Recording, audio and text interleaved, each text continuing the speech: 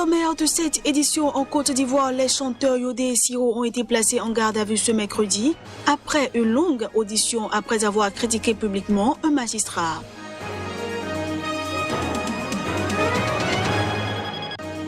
Le Mozambique, en proie à une rébellion djihadiste dans la province nord-est de Cabo Delgado, a signé un accord avec la Tanzanie frontalière, également touchée par des attaques.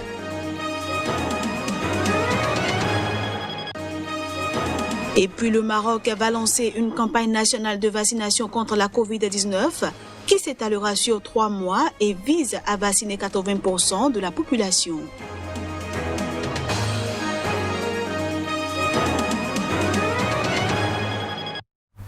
Merci de toujours préférer Sika TV pour vous informer. À toutes et à tous, bienvenue. Au Cameroun, de premières élections régionales doivent avoir lieu à la fin de la semaine, notamment pour donner plus d'autonomie aux régions anglophones. Ces élections étaient une promesse issue du grand débat national qui a eu lieu il y a un an dans le pays. Prévu par la Constitution de 1996, ces premières élections régionales n'avaient jamais été organisées, mais pour le cardinal Christian Toumi, ancien archevêque de Douala, il faut aller plus loin. Cela ne va pas automatiquement résoudre le problème, non. J'ai dit qu'il faut qu'il y ait une certaine autonomie du nord-ouest et du sud-ouest, comme c'était quand nous étions un pays fédéral. C'était une période dans notre pays où l'on n'a eu aucun problème. Selon le cardinal, un retour à ce système ne divisera pas le pays. Pour le gouvernement, par contre, cela devrait aider à mettre un terme à la crise anglophone qui a fait plus de 3000 morts et 700 000 déplacés. Car la majorité anglophone se bat justement pour plus d'autonomie après ce qu'elle qualifie de décennies de marginalisation par le gouvernement et la majorité francophone. En Côte d'Ivoire, les chanteurs Yodé et Siro ont été placés en garde à vue ce mercredi après une longue audition, après avoir critiqué publiquement un magistrat. C'est ce qu'a annoncé leur avocat Jean-Serge Bougnon. Pour avoir critiqué le travail du procureur d'Abidjan, Richard Adou, lors d'un concert le week-end passé à Yopougon, un quartier populaire de la capitale ivoirienne, Yodé et Siro, un duo de chanteurs populaires en Côte d'Ivoire, ont été convoqués ce mercredi matin par la section de recherche de la gendarmerie nationale.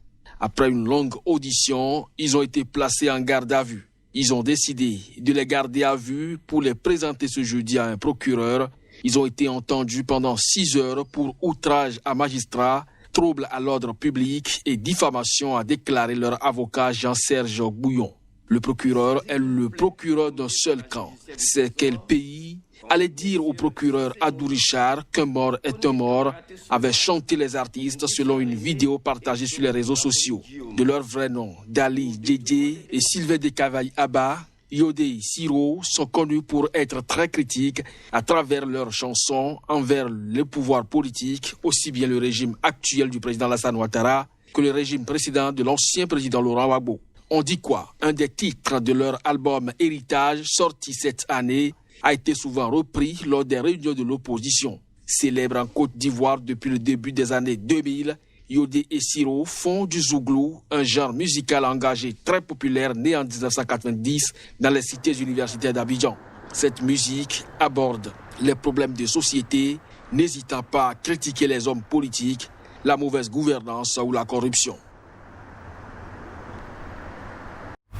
Le Mozambique et la Tanzanie se donnent la main pour contrer les velléités des groupes djihadistes dans la province nord-est de Cabo Delgado. Les deux pays touchés par des attaques terroristes ont signé un accord de coopération. Au Mozambique, un groupe djihadiste sème la terreur dans la province de Cabo Delgado. La Tanzanie frontalière n'est pas aussi épargnée. De part et d'autre de la frontière, des efforts sont faits pour venir à bout du fléau, mais les deux pays veulent désormais mutualiser leurs efforts. Leurs chefs de police se sont rencontrés à cet effet dans la localité de Mtwara, en Tanzanie. Nimshukuru sana kwa kuamua kuja tuzungumze Je tiens vraiment à le remercier d'avoir accepté de venir ici pour que nous puissions discuter ensemble de notre collaboration dans la lutte contre ce groupe terroriste. Les Tanzaniens veulent des mesures concrètes pour mettre un terme à cette tuerie brutale. Je demande aux Tanzaniens de rester calmes et de coopérer avec la police en fournissant des informations potentielles alors que nous unissons nos forces pour lutter contre ces criminels.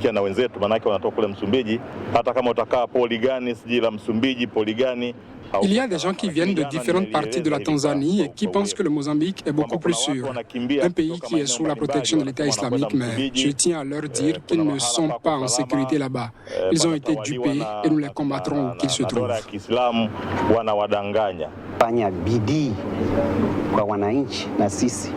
Nous ferons de notre mieux dans le cadre du partenariat avec nos homologues des forces de police tanzaniennes pour nous assurer que nous sommes en mesure d'en finir avec les terroristes qui ont mis le feu à 175 maisons et tué de nombreuses personnes.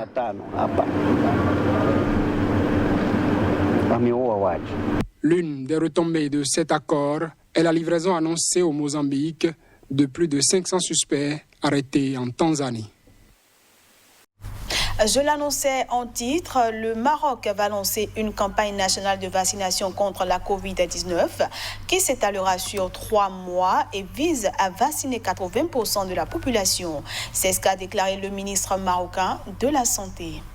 Après avoir opté pour les vaccins chinois Sinopharm et britanniques AstraZeneca, le Maroc espère lancer d'ici la fin de l'année une campagne visant à immuniser en 3 mois quelques 20 millions d'adultes. Une mesure qui suscite attentes, inquiétudes et rumeurs dans ce pays frappé de plein fouet par la crise sanitaire. Les premières inoculations seront réservées au personnel de première ligne, santé et sécurité, aux personnes utiles à travers le transport et à la population à risque, ceux âgés de plus de 65 ans pour des problèmes de santé. L'objectif est de vacciner plus de 20 millions de personnes en 3 mois en mobilisant 12 750 professionnels de santé publique comme du secteur privé, de la médecine militaire et du Croissant Rouge marocain. Donc l'immunité de groupe est tributaire d'abord du nombre de vaccins et aussi tributaire de la proportion de la population à vacciner. Donc la OMS recommande plus de 60%. Nous avons fait un choix dans le cadre de la campagne d'aller vers 80% de la population. Il ne faudrait pas stigmatiser le vaccin chinois, pas chinois, c'est un vaccin et le Sinopharm, c'est une parmi les meilleures boîtes qui existent au niveau mondial. C'est le 7e producteur de vaccins à l'échelle internationale, donc à l'échelle planétaire. Et de 1. Et de 2, le vaccin que nous avons choisi, c'est un vaccin qui a virus inactivé.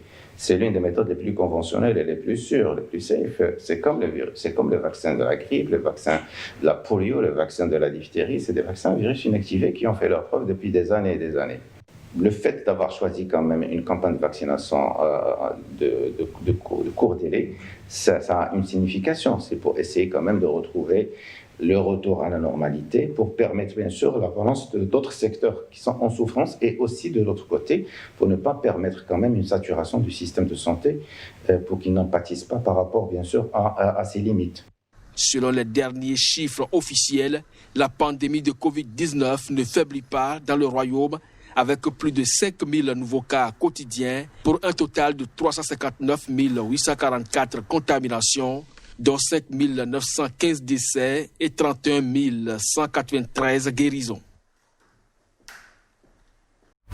La planète Terre est plus que jamais en danger et il faudra la sauver. C'est un SOS lancé ce mercredi par le secrétaire général des Nations Unies. Antonio Guterres était à l'Université Columbia aux États-Unis d'Amérique. Le réchauffement climatique continue d'affoler les thermomètres. Chaque jour, la Terre en subit les revers et l'état des lieux inquiète le secrétaire général des Nations Unies. To put it simply, the state of the planet is broken. Pour dire les choses simplement, l'état de la planète est compromis. Chers amis, l'humanité fait la guerre à la nature. C'est suicidaire. La nature riposte toujours et elle le fait déjà avec une force et une fureur croissantes. With growing force and fury. COVID-19 lockdowns. Les mesures de confinement de la COVID-19 ont temporairement réduit les émissions et la pollution, mais les niveaux de dioxyde de carbone sont toujours à des niveaux records et en augmentation. En 2019, les niveaux de dioxyde de carbone ont atteint 148% des niveaux pré-industriels. En 2020, la tendance à la hausse s'est poursuivie malgré la pandémie.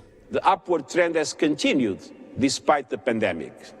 Si un grand pas a été fait avec la mise au point des vaccins pour sauver l'humanité de la Covid-19, il faudra faire beaucoup plus pour réparer la planète Terre.